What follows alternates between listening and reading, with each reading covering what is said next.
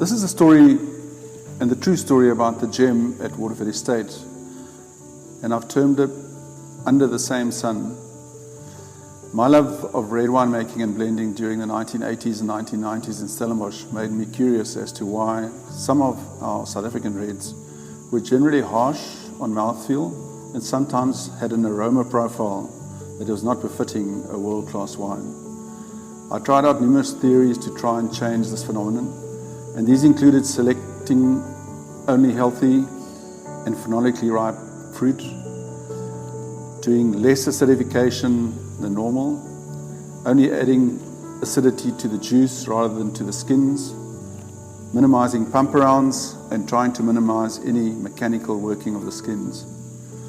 However, it was only after designing the winery at Waterford Estate to accommodate as many variable practices as possible on different grape varieties that I started to see positive results in the wines that we were making on this new property and vineyard.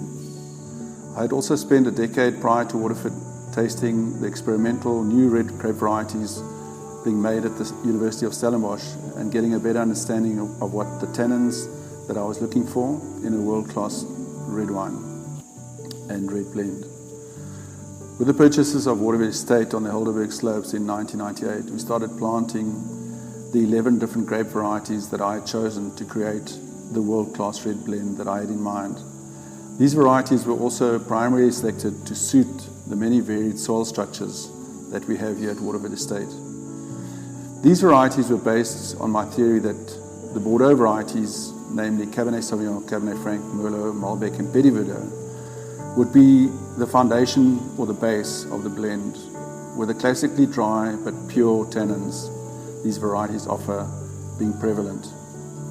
In my search for a spicy aroma and flavor profiles that I felt were missing, as well as more textured tannins that would give me more length and finish, I chose Tempranillo and Mourvèdre from Spain, Shiraz and Grenache from the south of France, and Sangiovese and Barbera from Italy to offer me the options of finding the missing elements. Until the vineyards had reached a minimum age of 5 years, we were not prepared to blend or bottle our flagship red blend, but rather worked on a series of experimental blends to get a better understanding of tannin balance, mouthfeel, texture, and length on finish.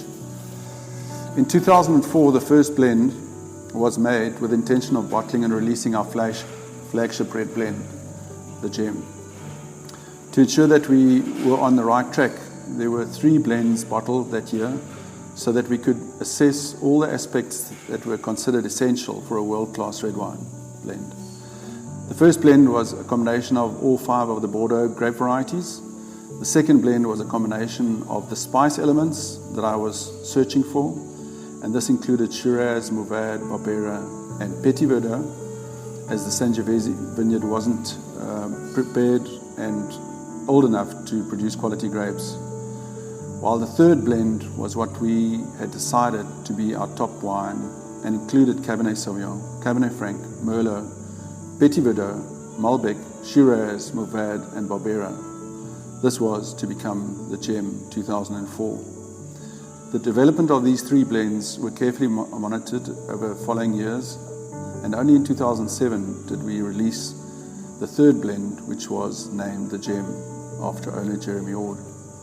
By going back to these individual wines today, it is possible to compare the different tannin structures and mouthfeel of the different blends and conclusively prove that the combination of the Jem offers the best balance, length of finish, and mouthfeel of all 3 of the blends made.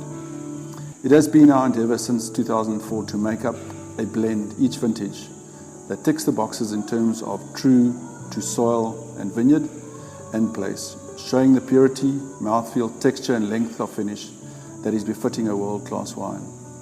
Each vintage is approached with a clean slate, and individual batches of various varieties are selected for their quality and compatibility with each other. The varieties can vary from vintage to vintage depending on the year, as well as the percentages used in each variety.